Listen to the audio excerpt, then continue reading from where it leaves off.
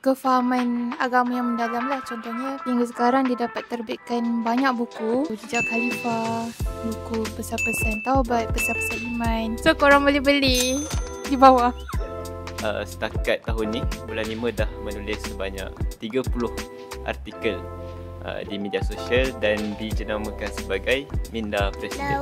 Ayah Cik walaupun berkali-kali masuk hospital, warded lah seperti mana kita maklum berkaitan dengan jantung, tapi bila mana Ayah Cik dipentas ceramah, seolah-olah macam orang ramai tak tahu yang Ayah Cik masuk hospital. Boleh jadi Ayah Cik semalam masuk hospital, hari ni dah berceramah di pentas politik, seolah-olah macam tak ada apa yang berlaku.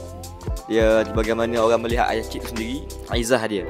Sebab saya semasa dulu, saya sekolah Ayah Cik dulu. Satu program tu Ayah Cik datang ke semasa sebagai pengisi utama bulan Ramadan. Program tu dia terbuka bukan pada student saja tapi buka pada orang ramai. Jadi ada seorang individu datang, dia kata, saya hari ni saya nak minta maaf depan Tok Guru Ayah Cik kerana atas kesalahan 1, 2, 3 sampai ke 10. Di list out semua tu. Jadi orang tanya kenapa minta maaf sini? Sebab ni pentas terbuka, takut jadi fitnah tu dia semasa tu. Saya respect dia dan saya nak supaya orang tahu ini ketokohan yang patut kita kena akui sampai ke hari. Nak menunjukkannya sebenarnya orang memandang Ayah Cik setinggi itu, menghormati beliau as tokoh agamawan. Ayah Cik ni dia pandai bahagian komputer, tak tahu kira bahagian tu jawapan aku. Kira bahagian IT ni Ayah Cik memang power daripada dulu lagi. Itulah kelebihan Ayah Cik yang ramai orang tak tahu. Nak tahu kelebihan Ayah Cik, tak silap sejak daripada bangku sekolah rendah lagi Ayah Cik dah bagi macam dah bagi ceramah ke, tazkirah ke. Dah banyak macam itulah, banyak bagi ilmu kat orang. Yang nak tahu tu je lah. Sebab dia cucuk jawapan saya ke. Ayah Cik ni dia type sendiri artikel, buku. Dan kalau kita tengok buku-buku Ayah Cik tu sebenarnya Ayah Cik type sendiri dengan laptopnya sendiri. Tapi Ayah Cik tak ada handphone.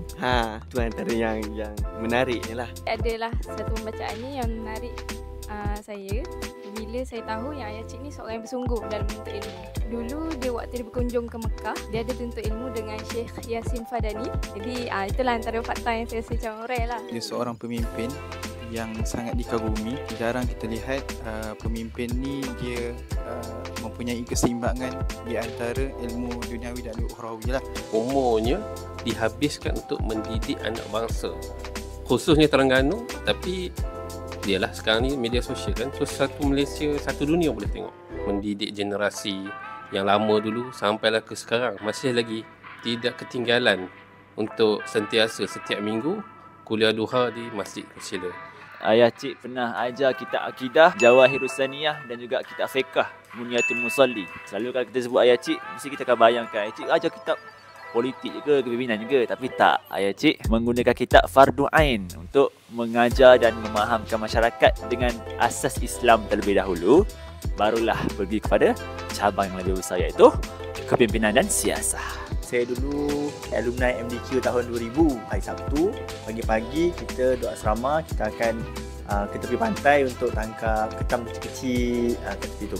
Satu hari tu saya pergi jalan seorang-seorang tepi pantai dan saya jumpa ada seorang lelaki yang sangat humble, sangat simple, pakai baju pagoda dan berkain pelikat. Saya tanya, tangkap ikan ke pakcik? Masa tu saya tak tahu Ayah Cik. Dan waktu tu Ayah Cik adalah seorang menteri besar. Ayah Cik tanya saya, pandai mancing tak? Saya kata tak pandai. Masa tengah berborak dengan Ayah Cik dapat satu ikan. Ayah Cik tarik, Cik letak dekat atas pantai, tanya, kenal tak ikan ni? Saya kata tak kenal. Ayah Cik kata, jadi lelaki kena kenal semua ikan. Sampai besar ni dah kahwin baru faham lah. Sebab nak belikan isteri, nak belikan keluarga tu ikan, kita kena tahu ikan apa yang boleh makan, ikan apa yang sedap tak sedap. Itulah. Selamat Hari Guru. Selamat Hari Guru. Selamat Hari Guru Ayah Cik. Selamat Hari Guru Ayah Cik. Selamat Hari Guru Ayah Cik. Selamat Hari Guru. Selamat Hari Guru. Selamat Hari Guru Ayah Cik. Ayah Cik, selamat Hari Guru.